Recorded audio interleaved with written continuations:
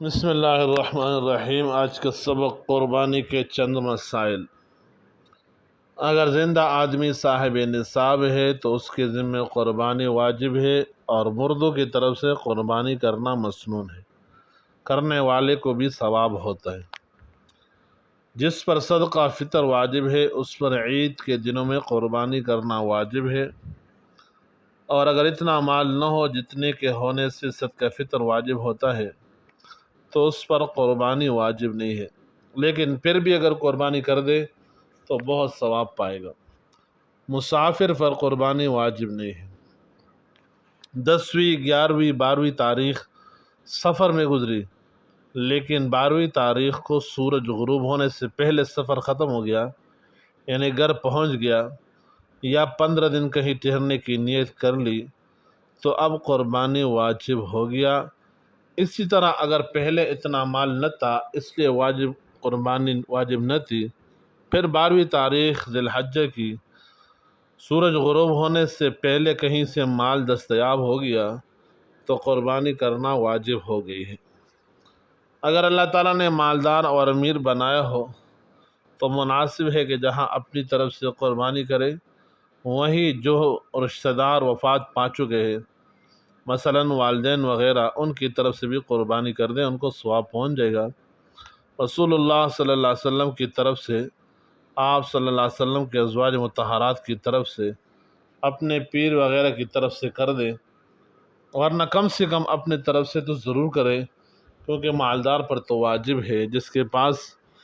مال دولت سب کچھ موجود ہے، قربانی کرنا اس پر واجب ہے، پھر بھی اس نے قربانی نہ کی تو اس سے بڑھ کر بدنصیب اور محروم کون ہوگا، اور گناہ اس کا الگ رہا۔ قربانی فقط اپنی طرف سے جبکہ صاحب نصاب ہو کرنا واجب ہے، اولاد کی طرف سے واجب نہیں، بلکہ نابالغ اولاد اگر مالدار بھی ہو تب بھی اس کی طرف سے قربانی کرنا واجب نہیں، نہ اپنے مال سے اور نہ اس کے مال میں سے۔ اگر کسی نے اس کی طرف سے قربانی کر دی تو نفل ہو گئی، لیکن اپنے ہی مال میں سے کرے، اس کے مال میں سے ہرگز نہ کرے۔ جانور خرید کر قربانی نہ کر سکا، کسی پر قربانی واجب تھی لیکن قربانی کے 3 دن گزر گئے اور اس نے قربانی نہیں کی تو ایک بکری یا بھیڑ کی قیمت خیرات کر دے، اور اگر بکری خرید لی تھی تو وہی بکری بعینہ ہی خیرات کر دے۔ قربانی کا جانور خرید لیا اور کسی وجہ سے قربانی نہ کر سکا تو زندہ جانور صدقہ کر دیا جائے، اور مسئلے سے ناواقف ہونے کی وجہ سے